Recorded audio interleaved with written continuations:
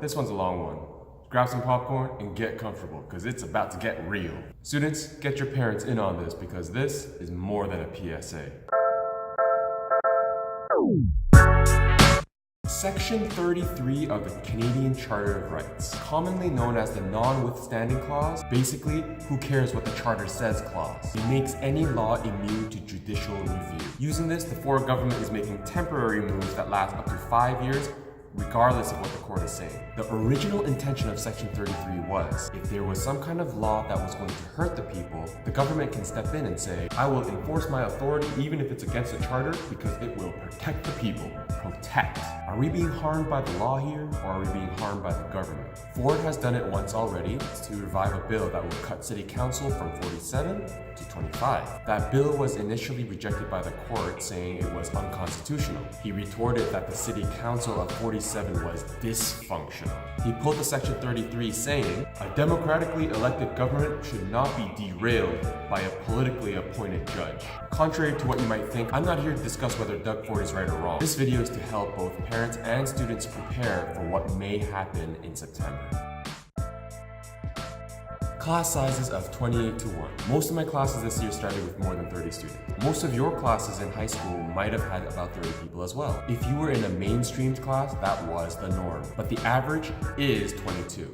How is that possible? Well, you probably don't know about the non-mainstream classes that are there to help students that fell through the cracks. There are classes of 1, 2, or even 3 students who are in and out of jail or not welcome in normal classes because of safety. There are 19-year-old students who are trying to finish their high school diploma through programs like the SWAC program. There are behavioral classes of 10-ish students because if there was any more than that, there's gonna be a scuff and there will be blood on the floor. There are smaller remedial classes to help students recover credits. There are GLE classes where students are trying to improve transferable skills like organizing binders, learning to read and write better, time managing and scheduling. The list goes on. There are support classes for students with autism because they might be triggered by louder noises or having a lot of people around them. These kinds of smaller classes set in place for students who need support are all over Toronto, and I'm imagining all over Ontario as well. This is why the average is 22. If the average was pushed to 28, the mainstream classes that you and I know of, they're probably going to be pushed to 38 students. Everyone, before nodding your heads thinking 28 is a reasonable number, please consider the repercussions. Pushing the average to 28 means me, you, your parents, your friends, all need to prepare for classes of 38 or more. Let's talk workload. For my math class, an average of 6 extra students is going to equal 30 to 40 more quizzes and 30 to 40 more tests to mark every month. That's tough. A class of 38 is like a small concert. Unless you're an extraordinary, off-the-wall teacher that commands a lot of respect, it's going to be next to impossible teaching a class of 38 teenagers. Simple picture. Imagine forcing 38 teens into one room. Then, imagine trying to hold a meaningful open discussion or an activity or a science experiment. Number 3, some classes are going to breach fire safety bylaws and put a lot of us in danger during real emergencies. Number 4, it means that education is going to be even more like a factory as opposed to the individualized education delivery that we all dreamed of from 10 years ago. We're already having a hard time fixing it as it is. Trickle-down effect, what it specifically means for someone like me. Number 5, it also means I can no longer handle sending out consistent emails of students I'm really concerned for. Number 6, it means I can't do extracurriculars like basketball to connect with students through sports, which I love to do. Number 7, it may also mean less school sports teams in general because teachers don't have the time for that. Students who depend on athletic scholarships will not have an opportunity to really excel unless they're scouted in private leagues. Number 8, it means no proper maintenance or updates on websites, which by the way are all done voluntarily for the sake of the students. Any parent who benefits or appreciates updates on websites, whether it's resources or marks or whatnot, it won't happen anymore. Number 9, it means little time for individual parent meetings. Number 10, it means little time for extra help during mornings, lunch, or after school. Not to brag, but I think my students would testify that if they asked for help, I would drop everything and at least make myself available to them. Currently, every morning from 7:30 to about 8:50, as well as my lunch hour, is all spent as a math drop-in center.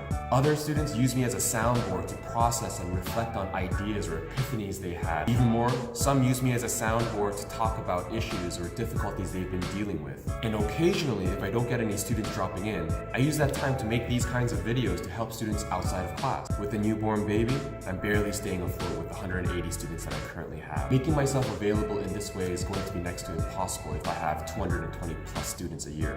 From the list I just mentioned, I'm going to have to pick and choose what I can and cannot do anymore. And that sucks. I hate to have to choose between me and my students like this, instead of being able to do both. The comment on private tutoring. The Ford government isn't even denying that school will be harder for students. Their recommendation to succeed in school? Hire a private tutor or have your child make friends with smart kids so they can teach them. I'm just gonna leave that on the table.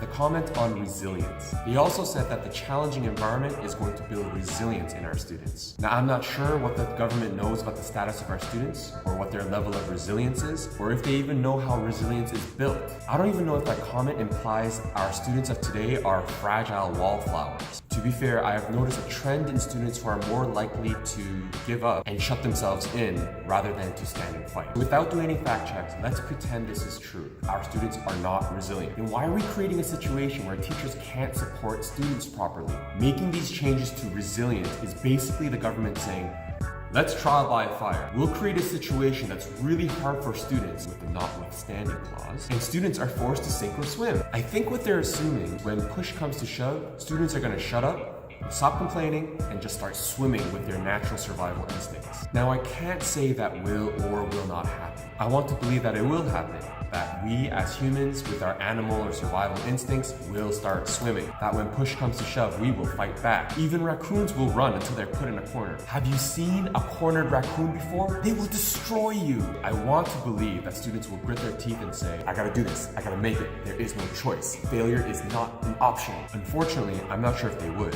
Their school experience is so different and so much more difficult than mine and any parents out there. I've only been a teacher for 10 years, but from that short experience, I actually do believe students feel it's easier to curl up and play dead than to stand and fight. A hungry mindset is rare. A winner's mentality is rare. The desire to obtain something with their two hands, no matter what the cost, is rare. It's like our students today don't mind settling for bronze instead of gold because, well, you still get the recognition and it's not as much effort. The comment on not losing jobs. The Ford government declared that this change will not cost teachers their jobs. Technically, that's true, but they're playing with words. End of February 2019, the Ford government asked the school boards to exercise prudence before hiring new teachers. So, fact check. They are right in saying it won't affect existing jobs now because people are retiring and job slots are opening. But it still does decrease the amount of future existing jobs because no new teachers are being hired to fill those open job slots. The workload of the retiring teachers are going to be offset by divvying it up amongst the teachers that still exist.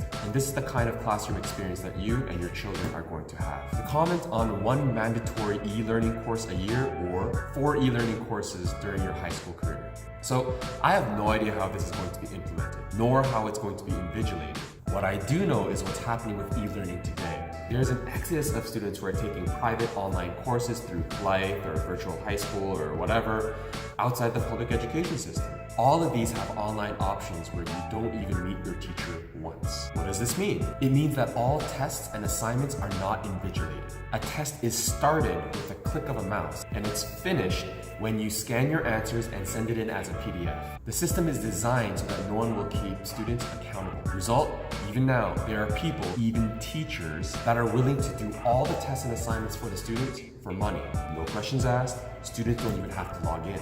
Only recently did these private schools make it mandatory for students to write the final exam at their headquarters. Why? Universities like Waterloo said they will reject any application that has online private school credits on it. The marks simply didn't reflect the students' skills. In the big picture, students are sabotaging themselves to pay to get into universities, pay tuition again, and then realize the workload is just too much for them to handle. This is a situation for students who are paying to take online courses. What do you think will happen if all students are forced to take take online courses? I don't know the answer to that, but I do fear the possibilities. So there it is. If this turned into a rant, you have my apology. There's more to share, but this is a piece of what I'm genuinely expecting and genuinely concerned for.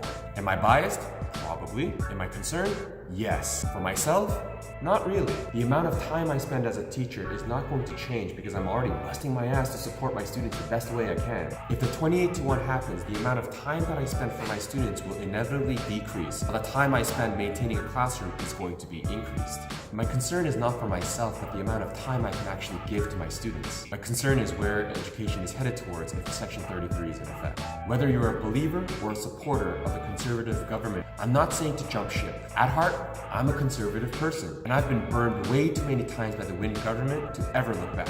But I do ask everyone, whatever your political thoughts or views or opinions might be, to look at our current education system impartially and genuinely ask yourself if this is the best decision for our students or not. And subsequently, is this the best way for the conservative government to save money or not? If you as a viewer have arguments against anything that I might have said, please, by all means, share it and have a discussion with people. If you believe in all these changes and think everything is going to be okay for our students, have a discussion with people. The only thing I ask you not to is blindly believe the conservative government for everything that they say, because there's a lot of political agendas that are behind their words. If you're convinced by this video that something is not right, please make a stand, make your voice heard, support the public education system. And for my students, good luck.